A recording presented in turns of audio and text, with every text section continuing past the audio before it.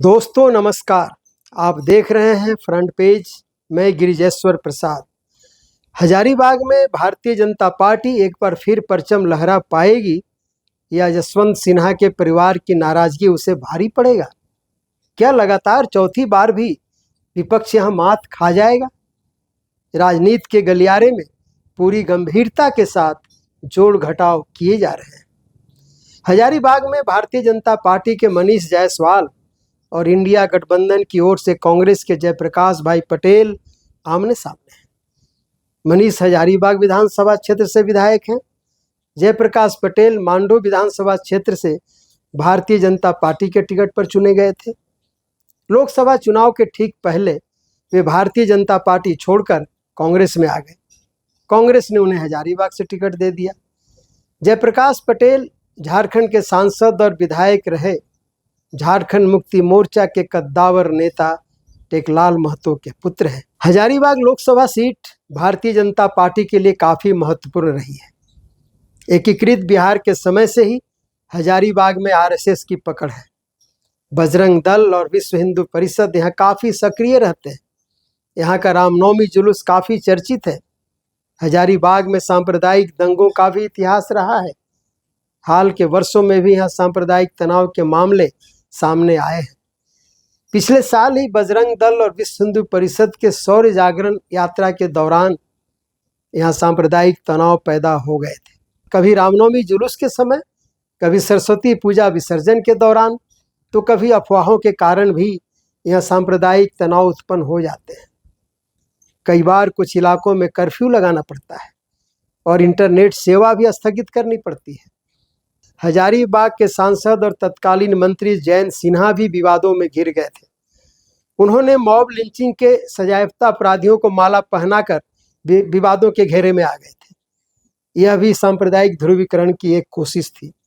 हर जगह थू-थू होने के बाद उन्होंने अपने कृत्य पर खेद प्रकट किया था। हजारीबाग के सामाजिक और राजनीतिक कार्यकर्ताओं का मानना है कि सांप्रदायिक तनाव की परिस्थितियों से धार्मिक ध्रुवीकरण की संभावनाएं बढ़ जाती हैं और इसका लाभ भारतीय जनता पार्टी को मिलता रहा है।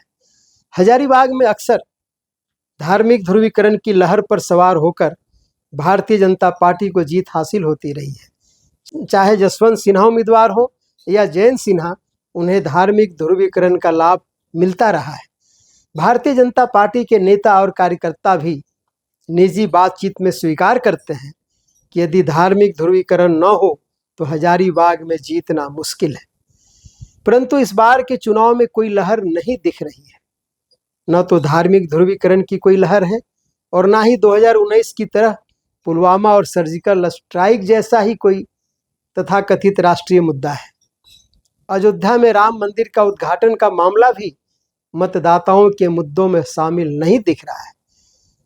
नरेंद्र मोदी सरकार के 10 साल की ऐसी कोई उपलब्धि नहीं है जो जनता को प्रभावित करता हो। आम लोगों की चर्चा में बेरोजगारी, महंगाई और सामाजिक समरसता के मुद्दे छाए हुए हैं। इस कारण हजारीबाग में भारतीय जनता पार्टी के प्रत्याशी मनीष कुमार जायसवाल को दिक्कतें हो रही हैं।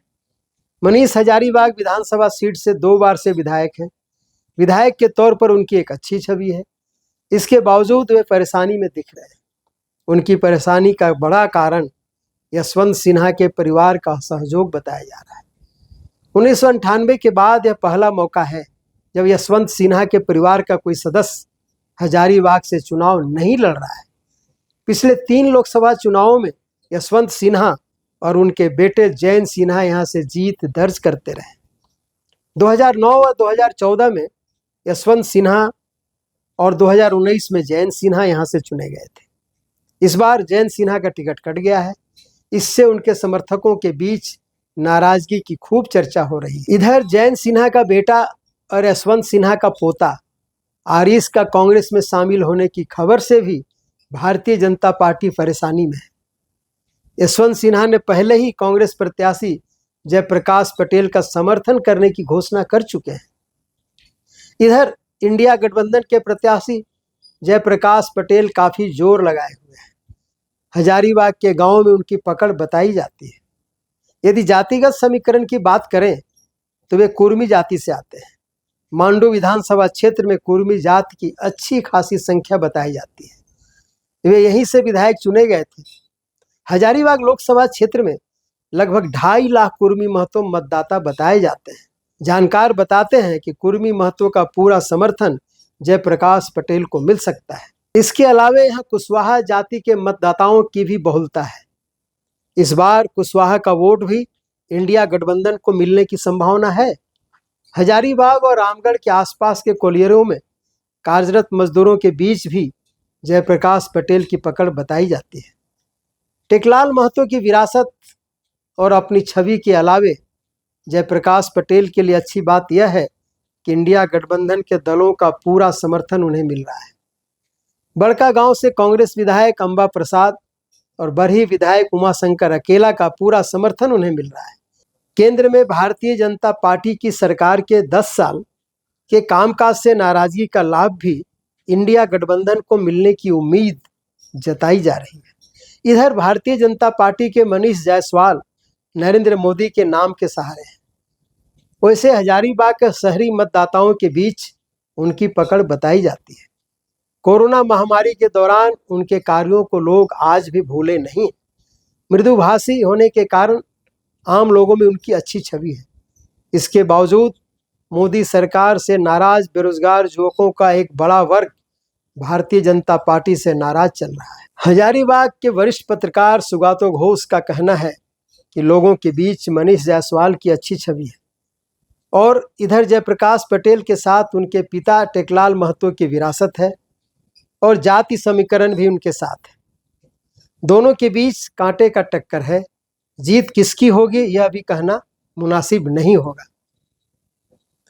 इधर हजारीबाग में कांग्रेस और कम्युनिस्ट पार्टी का भी जनाधार रहा है। 1971 और 1984 में कांग्रेस ने जीत हासिल की थी। 1989 से 2019 तक भारतीय जनता पार्टी ने 7 बार जीत हासिल की है, जबकि भारतीय लोक दल ने 1 बार 1977 में और सीपीआई ने 2 बार 1991 और 2004 में जीत दर्ज की। हजारीबाग लोकसभा क्षेत्र का चुनाव भारतीय जनता पार्टी और इंडिया गठबंधन के लिए काफी महत्वपूर्ण है। प्रधानमंत्री नरेंद्र मोदी और कांग्रेस अध्यक्ष मल्लिकार्जुन खड़गे यहाँ चुनाव सभा कर चुके हैं। प्रधानमंत्री नरेंद्र मोदी हजारीबाग के बगल के लोकसभा क्षेत्र चतरा में चुनावी सभा की, तो मल्लिकार्जुन ने हजारीबाग लोकसभा क्षेत्र के अंदर बरही में चुनावी सभा की है। अब यह देखना दिलचस्प होगा कि इस बार भी भारतीय जनता पार्टी अपने इतिहास को 8वीं बार भी दोहरा पाती है या विपक्ष के उम्मीदवार 1971, 1977, 1984, 1991 और 2004 की यादें एक बार फिर ताज़ा कर सकते हैं या नहीं। जो भी हो, 20 मई को यह मतदान होना है। बाजी किसके हाथ होगी यह मतगणना के बाद ही पता चलेगा। धन्यवाद, नमस्कार।